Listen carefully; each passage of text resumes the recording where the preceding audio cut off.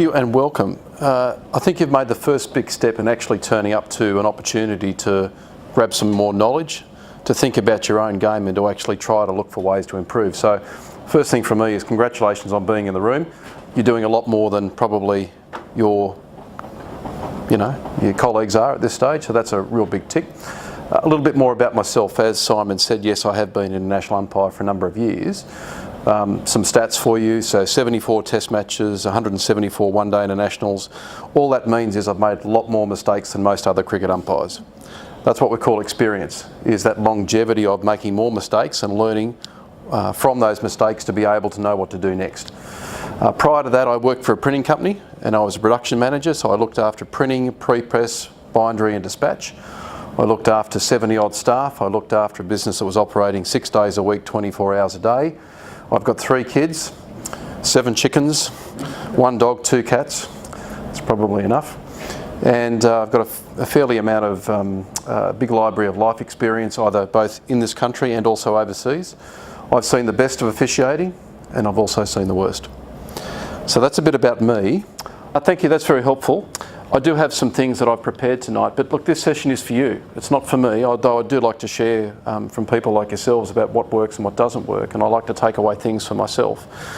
But one of the great opportunities you've got here, obviously, is to ask questions and to workshop a couple of things and said, look, this happened to me, what do you think? So please feel free at any stage tonight to jump in and say, that reminds me, this happened to me, share it. And let's just happy to go off on a tangent occasionally and do that sort of stuff, because you need to walk away from tonight with something that's going to make a difference to your game. Really important. The second thing I encourage you to do is to actually build a relationship with someone else in the room that you don't know.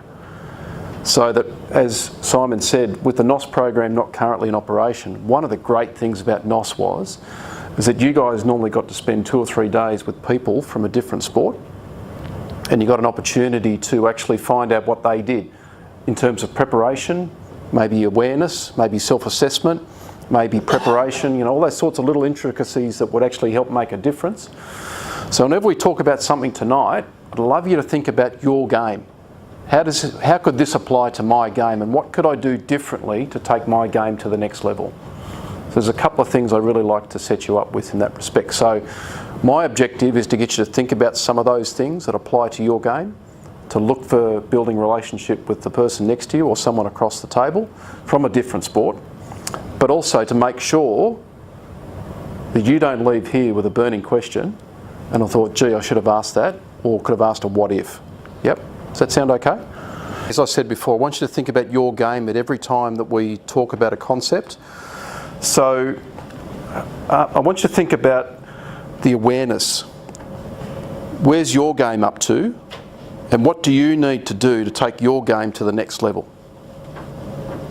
And even when you think you're number one, let me tell you this out of experience, even when you think you're number one, you've got to train like you're number 2.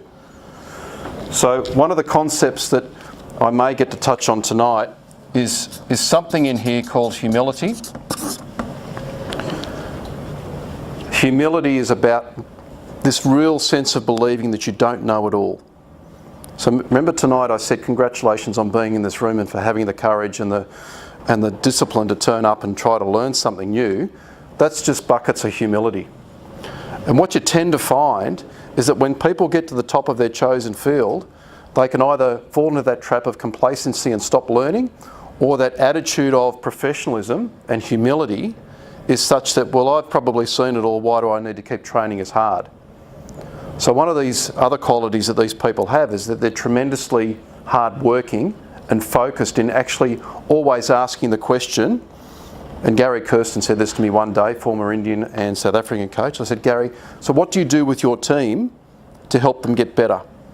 He said, Simon, we only ask ourselves 2 questions every day.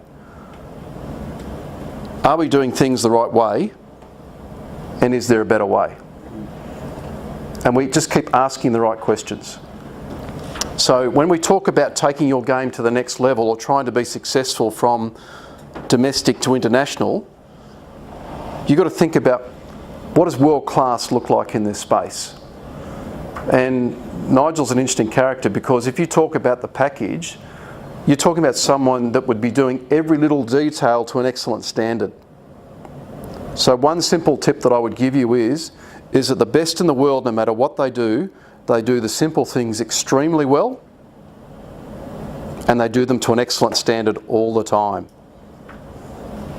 The best in the world do the simple things really well, and they do them to an excellent standard. Once you do that very, very well, doing the hard stuff becomes a bit easier. Because if you're not doing the simple stuff well to an excellent standard all the time, imagine what that looks like when you've got to do the hard stuff. So when you say to someone, no, there is no redive, if you're not doing the simple stuff really, really well, that becomes a harder decision, almost where you become frozen, you don't know what to do. Does that make sense? Oh, absolutely. Can you relate to that? Oh, very much so.